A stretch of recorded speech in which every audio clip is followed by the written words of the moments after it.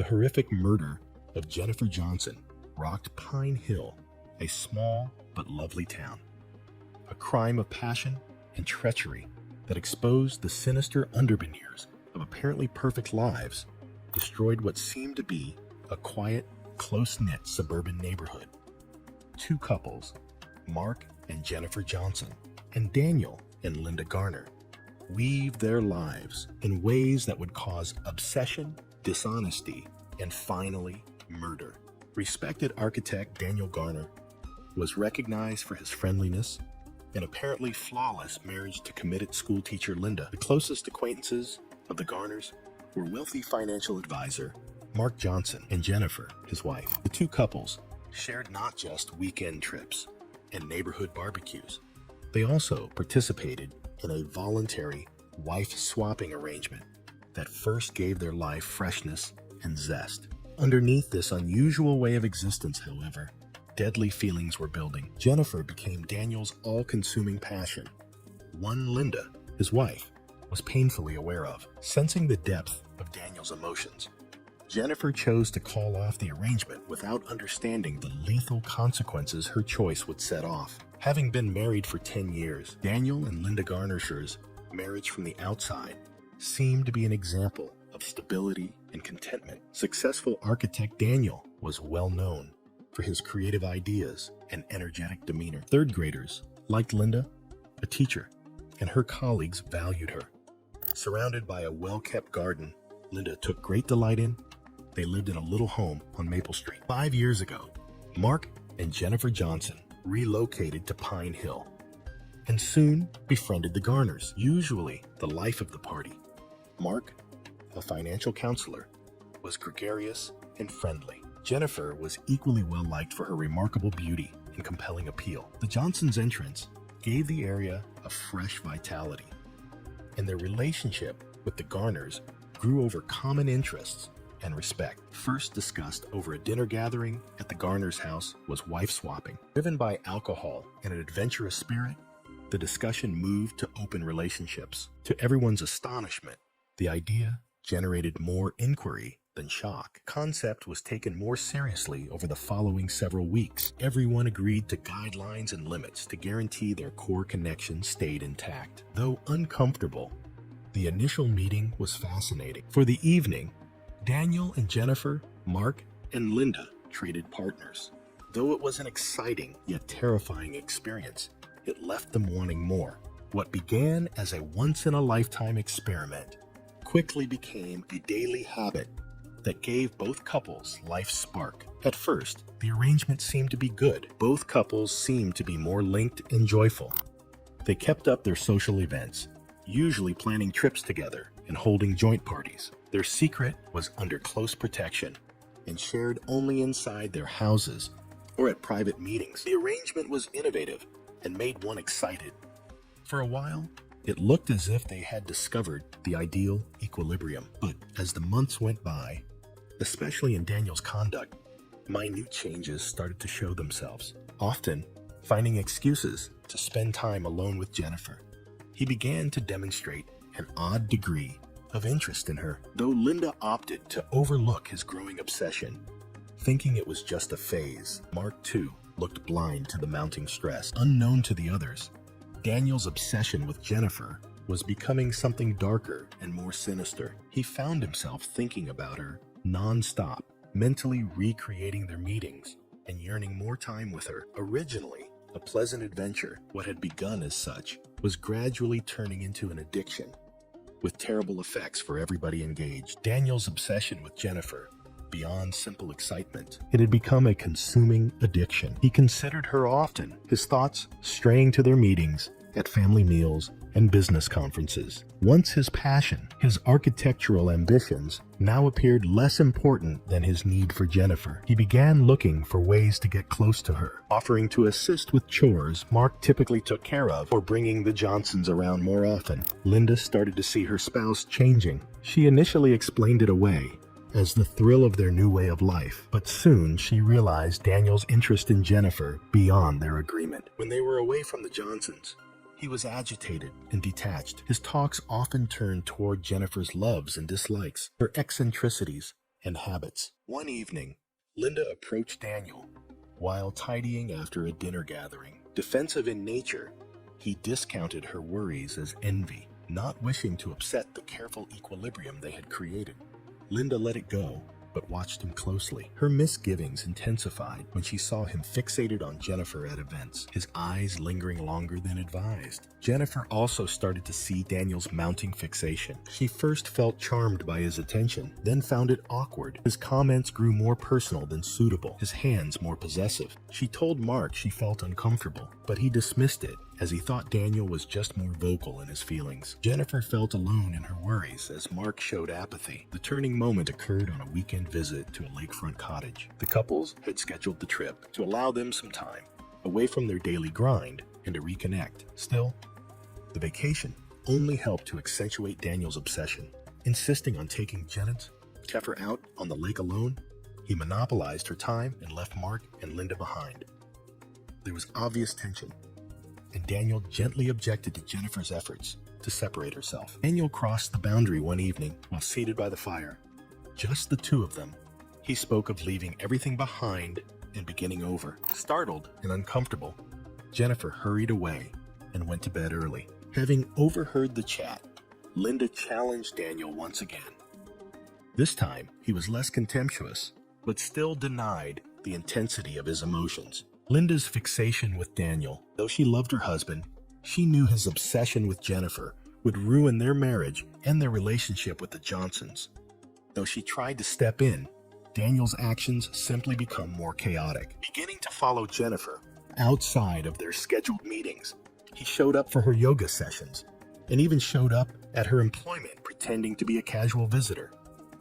Jennifer's discomfort developed into terror. She told a close friend, who suggested she keep her distance from Daniel as much as she could. Driven to take charge, Jennifer determined to completely abandon the agreement. By doing this, she hoped Daniel would come to his senses and they could all move on from this chapter free from further damage. One evening, Daniel dropped by the Johnsons' home unexpectedly while Mark was on a business trip. Though surprised, Jennifer allowed him in, trying to steer clear of a scene. Sitting in the living room, the air dense with unsaid tension, Daniel said he loved her. Speaking about a day when they may be together freely, Jennifer, appalled, sought to reason with him, telling him their arrangement was never intended to be more than a fleeting thrill. Jennifer's apprehension changed to rage as Daniel's statements became more forceful.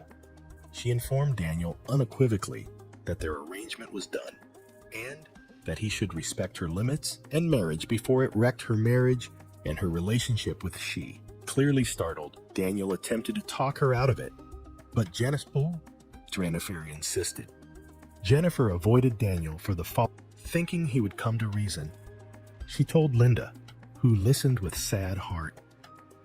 Linda felt a perverse allegiance to Daniel, even though she wanted to help Jennifer, as she realized her husband's infatuation had gone too far. With an eye toward diffusing the matter, she assured Jennifer she would speak with him. Still, Daniel's fixation became stronger, beginning to show up at Jennifer's office. He waited for her after hours and left her notes declaring his pure love. Feeling more and more threatened, Jennifer chose to face him one final time in an attempt to get him to see the seriousness of his behavior. They convened at a quiet park, apart from curious onlookers. Jennifer said again that their agreement was finished and that his conduct was unacceptable. She urged him to let go and forward. Unable to swallow her rejection, Daniel became desperate. She led him on and played with his emotions he accused her of. Calm under pressure, Jennifer urged they split ways and go back to their own marriages. They had no idea Linda had followed Daniel to the park, her pulse thumping. She watched from a distance as the conflict developed. She could see Jennifer's will and the suffering on Daniel's face. Linda dreaded what may come next, even though she knew this encounter was unavoidable. Daniel's desperation changed to rage as the debate heated up. Jensen sabotages some way. Jennifer seemed to be betraying him personally by refusing to indulge his dreams. He screamed, calling her names and charging her of destroying his life. Holding back tears, Jennifer maintained her ground, not frightened. Watching from the shadows, Linda had a panic attack. She realized she had to step in before things spiraled out of control. Her voice quivering, she emerged from her hiding spot and went toward the two to yell at Daniel. Linda appeared to jolt Daniel out of his fury, and he turned to her, his face a combination of uncertainty and relief. Using the diversion, Jennifer left, resolved to keep as much space between herself and Daniel as could. Now only with her husband, Linda sought to cool him down. She told him they will get beyond this, but within, she knew their lives had been irreparably altered. The affair had gotten to its breaking point, and Jennifer's choice to call off the arrangement started an irreversible series of events. The whole scope of Daniel's fixation and the depths of Linda's cooperation would eventually become clear when the dust cleared, thereby producing a sad and terrible ending. Daniel had been in turmoil since the altercation at the park. Jennifer's strong rejection and Linda's surprising visit had rocked him to his very core. That evening, he went back home, his head whirling with resentment, guilt, and hopelessness. Sensing the tempest building within him, Linda attempted to calm his disturbed thoughts, but Daniel was inconsolable. Daniel's conduct became even more irregular over the following 3 days. He stammered between periods of great wrath and terrible hopelessness. He stopped showing up for work, spending his days fixated on Jennifer's rejection and the supposed injustices he had endured. Unable to get to him, Linda's own anxiety and irritation grew. She knew something had to give, but she wasn't ready for the sharp turn of events that would shortly transpire. Jennifer, however, was resolved to keep ahead. She stayed away from Daniel and concentrated on her career and her friendship with Mark. Fearing her husband's response and the possible consequences, she had not shared with him the whole degree of Daniel's fixation. Cutting connections will perhaps let Daniel come to grips with the termination of their relationship and leave her alone. Jennifer got home from work one evening to see Daniel waiting for her outside her house. Her heart fell upon seeing him, and she sharpened herself for yet another conflict. She gently went up to him and ordered him to go, her voice calm but stern, desperate.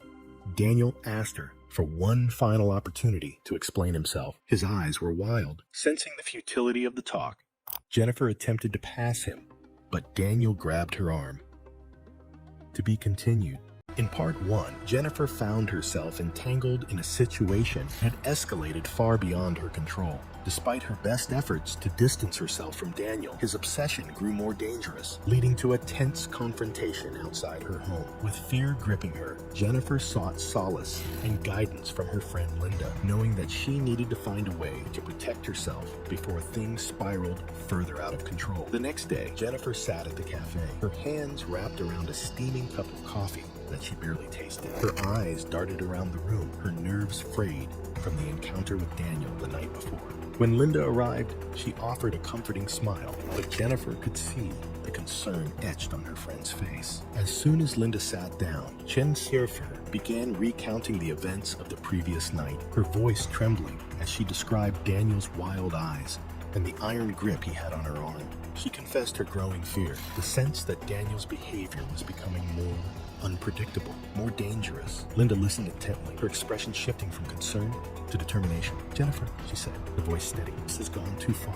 We need to take action before it's too late. You can't handle this on your own. Jennifer nodded, the weight of the situation pressing down on her. She knew Linda was right, but the thought of escalating things, of possibly involving the police, filled her with dread. Still, as she sat across from her friend, realized that she could no longer afford to ignore the gravity of what was happening. Linda listened carefully as her thoughts ran wild, trying to create a strategy. She assured Jennifer she would speak with Daniel and help him to realize their relationship was finished. When Linda got home after the conference, Daniel was agitated. She called Jennifer about the event, her voice a combination of worry and wrath. Feeling trapped, Daniel attacked her, accusing her of siding with Jennifer and turning on him. The disagreement became more intense, and Linda withdrew to their bedroom, worried about her personal safety. Daniel's thinking became darker that evening. He couldn't believe Jennifer turned down him and that his own wife disapproved of him. In his warped mind, he thought the only only way to fix things was to cut off the cause of his suffering. If he cannot have Jennifer, he reasoned, nobody else could. Daniel headed toward the Johnsons' residence. On a cool,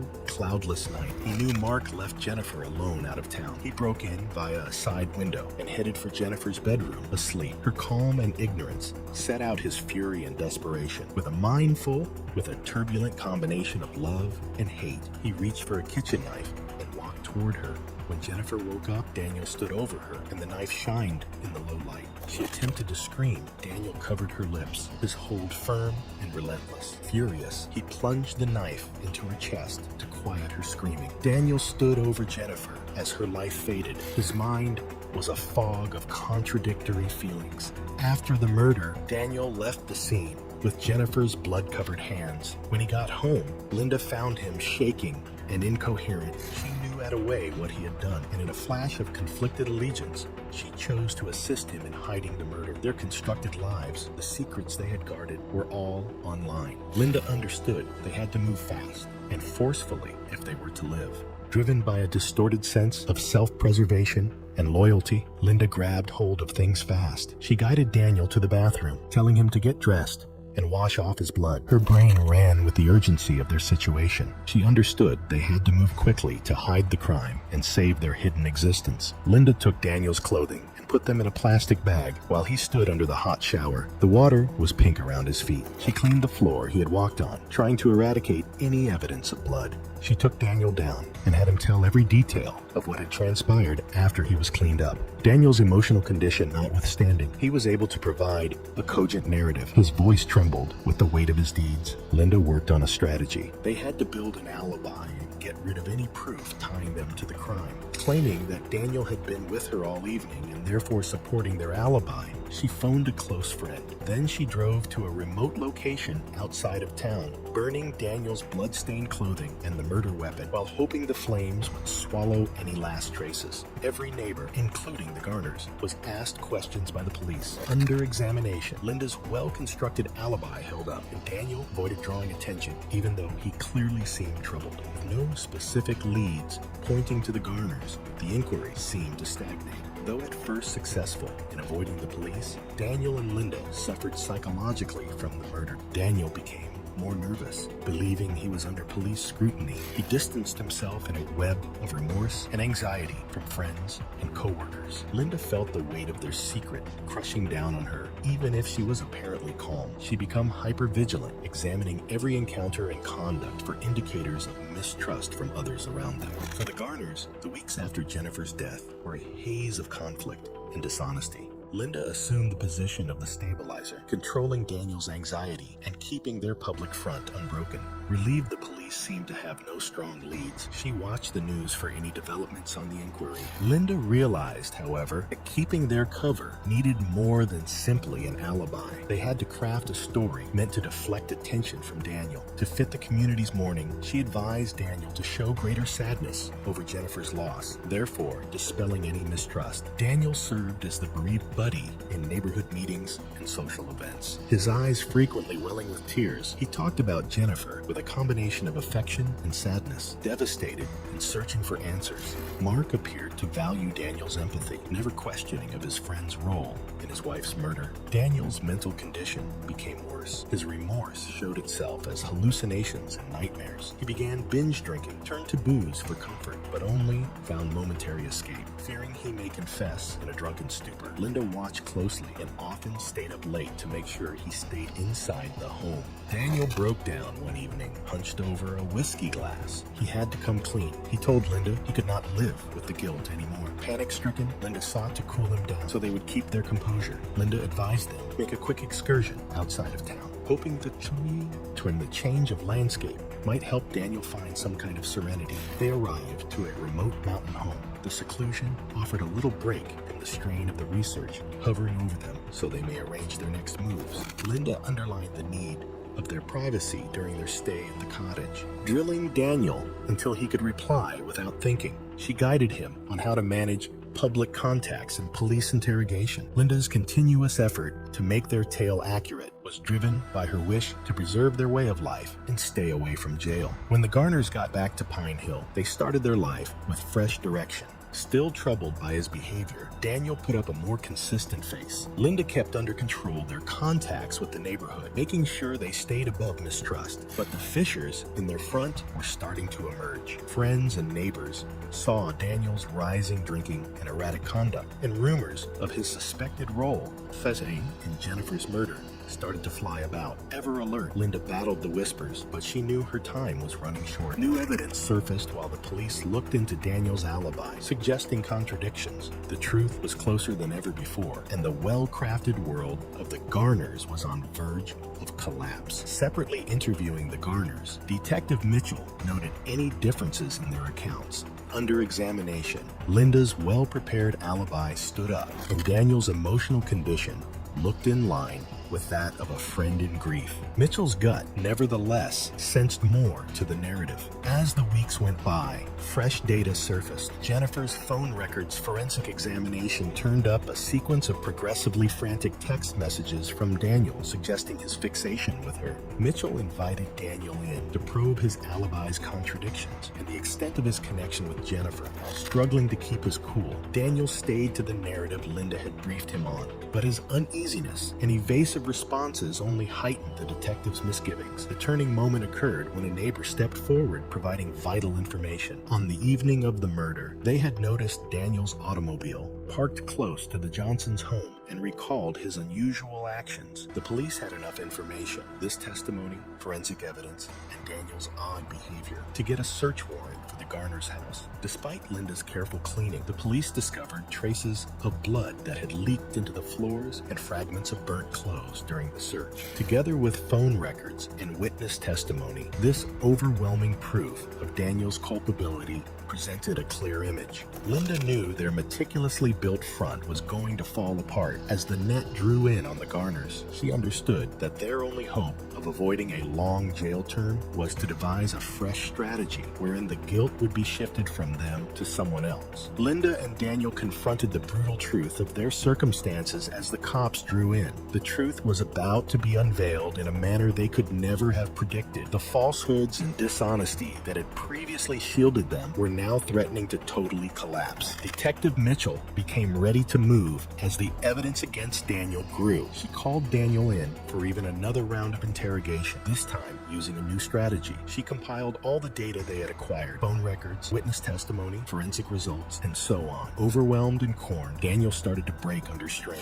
Mitchell pushed harder, implying that should Daniel come clean, he may be sentenced less harshly. Daniel fell down at last, unable to bear the weight of his guilt and the constant interrogation. Declared to have killed Jennifer, he detailed his infatuation, the encounter, and the moment he lost control. But in his confession, Daniel also included Linda, disclosing her part in hiding the murder. He detailed how she had helped him create an alibi, tidy up, and dispose of proof. Sensing the chance to get the whole truth, Mitchell had Linda brought in for interrogation as well. Given Daniel's confession, Linda first claimed no participation, but Linda knew there was nowhere out when Mitchell went over the facts in Daniel's story. Her well-crafted falsehoods had at last come apart. She said she had helped Daniel out of a misplaced feeling of devotion and fear of losing what they had created. Pine Hill and the surrounds were enthralled with Daniel and Linda Garner's trial. Curious bystanders and media crowded the courtroom, ready to see the end of the sad story. Charged with first-degree murder, Daniel. Linda, charged with accessory to murder and obstruction of justice. Both entered a guilty plea to their respective allegations. Daniel received a life-in-prison sentence, devoid